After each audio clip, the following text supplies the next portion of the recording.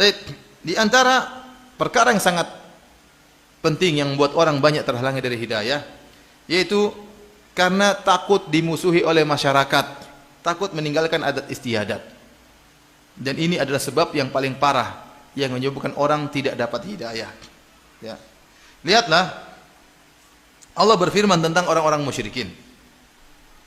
Tatkala Nabi SAW mendakwahkan Islam kepada mereka, kata mereka, Inna wajadna aba'ana ala ummah, wa inna ala atharihim muqtadun. Kami telah mendapati orang tua kami di atas suatu jalan, dan kami tinggal ngikut saja. Kami tidak ingin keluar daripada tradisi nenek moyang. Kami tidak ingin keluar dari tradisi nenek moyang. Jadi, tradisi ini masalah yang buat seorang susah menerima kebenaran. Kenapa tidak ingin keluar dari tradisi? Kenapa kalau dia keluar dari tradisi akan dicela? Dalam ayat yang lain, wa idza qila lahum ta'alu ila ma anzalallahu wa ila rasul qalu hasbuna ma wajadna alaihi aba'ana.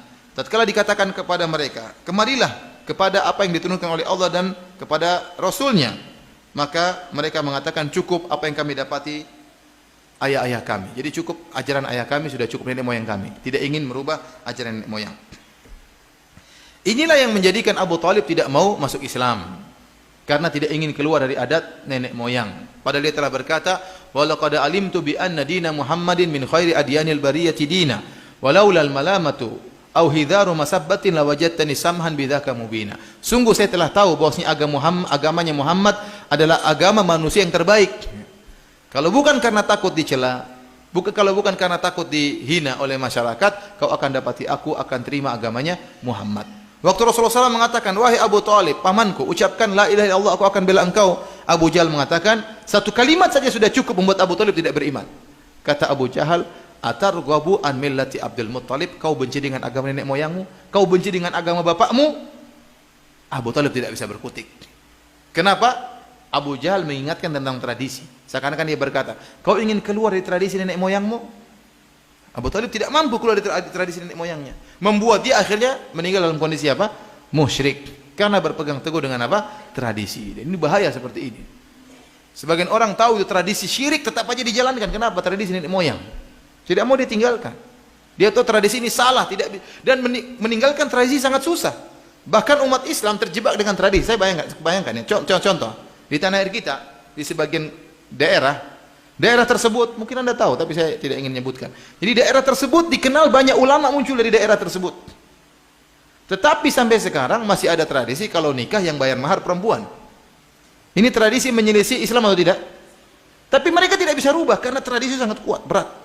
Keluar dari tradisi itu bukan perkara yang susah, bukan perkara yang ringan, kecuali orang yang punya jiwa yang besar. Padahal dari kota tersebut banyak ulama yang muncul, ulama-ulama top. Tetapi sampai sekarang tidak bisa mereka tinggalkan tradisi itu, bahwasanya kalau menikah yang bayar mahar apa? Perempuan. Tradisi.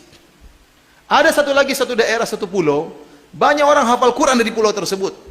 Banyak imam-imam berasal dari pulau tersebut. Tapi sampai sekarang tradisi masih berjalan. Kalau ingin menikah, maka laki-laki culik itu sang wanita, dibawa pergi. Nanti kemudian disambut untuk dinikahi. Kan nggak boleh seperti ini. Cewek dibawa pergi, entah pergi terus ngapain aja, kan khalwat, nggak boleh. Tapi tradisi itu tidak bisa ditinggalkan, bahkan dari orang-orang Islam sendiri. Padahal tempat tersebut banyak orang hafiz-hafiz apa? Quran. Kenapa? Itu tradisi, tidak bisa ditinggalkan. Maksud saya, tradisi itu perkara yang sangat, kata Ibnu Qayyim menjelaskan, ini perkara yang sangat membuat orang terhalang dari hidayah. Lihat Abu Thalib tidak bisa dapat hidayah gara-gara tidak mau meninggalkan tradisi. Oleh karenanya di antara julukan yang paling sering diberikan kepada Nabi adalah Sabi. Sabi itu artinya orang yang keluar dari tradisi. Inilah yang membuat Al-Walid ibn Al-Mughirah akhirnya tidak beriman kepada Nabi SAW. Al-Walid ibn Al-Mughirah, sebagaimana disebut dalam buku-buku tafsir seperti tafsir At-Tabari, tafsir Al-Baghawi, kemudian tafsir Ibnu Katsir. Jadi Al-Walid ibn Al-Mughirah, kata Ibnu Katsir rahimahullah, ahadu ru'asa'i Quraisy la'anahullah, salah seorang dari pemimpin besar orang Quraisy. Semoga Allah melaknatnya. Kenapa dia mati dalam kondisi musyrik dan dia diancam neraka oleh Allah Subhanahu wa taala. Ya.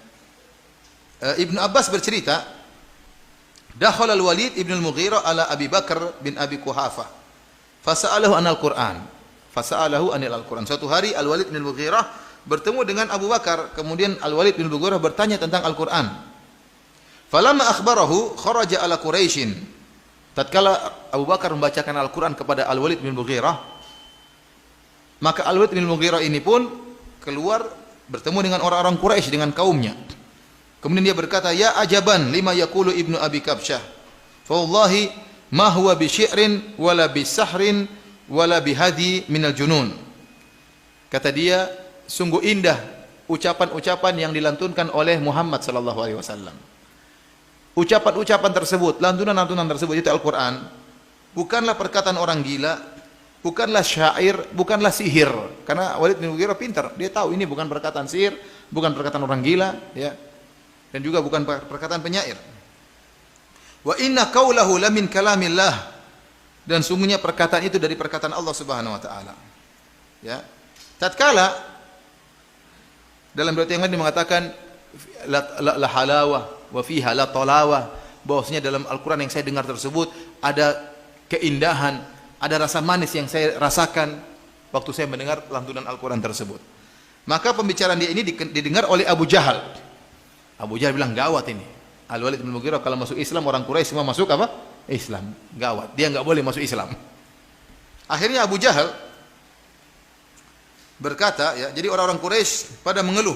Mereka berkata, wallahi, ya, la in saba al-Walid la tasbu Quraisyun. Seandainya Al-Walid keluar dari tradisi nenek moyangnya, mereka mengatakan orang yang masuk Islam namanya sobe, yaitu orang keluar dari tradisi. Kalau Walid masuk Islam, keluar dari tradisi nenek moyangnya, maka orang Quraisy seluruhnya akan masuk Islam. Maka Abu Jahal berkata, ya, ana wallahi akfikum sya'nahu, itu urusan saya. Walid, biarkan itu urusan saya. Maka Abu Jahal pun pergi menuju Walid bin Mughirah. Tatkala dia bertemu dengan Walid bin Mughirah, dia berkata, alam tara ila qaumika qad jama'u laka shadaqah. Wahai Walid, tidakkah kau lihat kaum orang-orang Quraisy sedang mengumpulkan sedekah buat kamu? Maka Walid berkata, alastu aktsarahum malan wa walada? Bukankah saya orang yang paling banyak hartanya, paling banyak anaknya? Ngapain mereka ngumpulin sedekah buat saya? Ini Abu Jahal hanya bohong saja. Maka Abu Jahal berkata, yatahaddatsuna annaka innama tadkhulu ala ibni Abi Quhafah litusiba min ta'amihi. Mereka bilang kau itu datang bertemu dengan Abu Bakar karena ingin makan di tempatnya, maka kau dengar Al-Quran. Makanya mereka kasihan sama kamu, maka mereka kumpulkan sedekah untuk berikan kepadamu. Ini hanya dongengan siapa? Abu Jahal, dia bohong. Jadi kata orang-orang Quraisy mengatakan kau tadi dengar Al-Quran di rumah Abu Bakar karena kau ingin makan di tempat dia, makanya mereka kasihan, mereka ingin kumpulin sedekah buat kamu. Maka Walid berkata, aqad tahaddatsa bihi ashirati? Apakah orang-orang Quraisy sudah bercerita seperti itu, menuduhku seperti itu?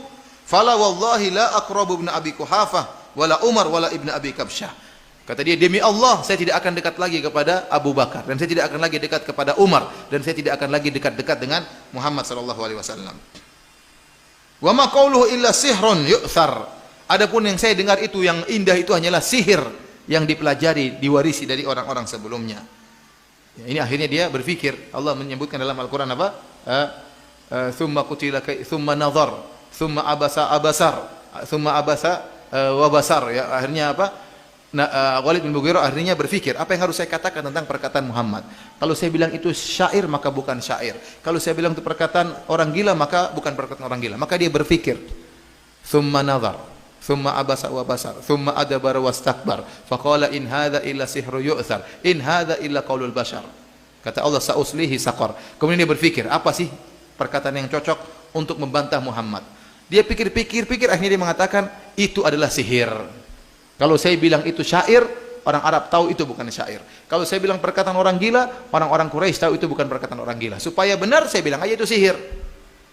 Akhirnya kata Allah, dan saya katakan in hadza illa qaulul bashar, ini bukan perkataan Allah tapi perkataan manusia.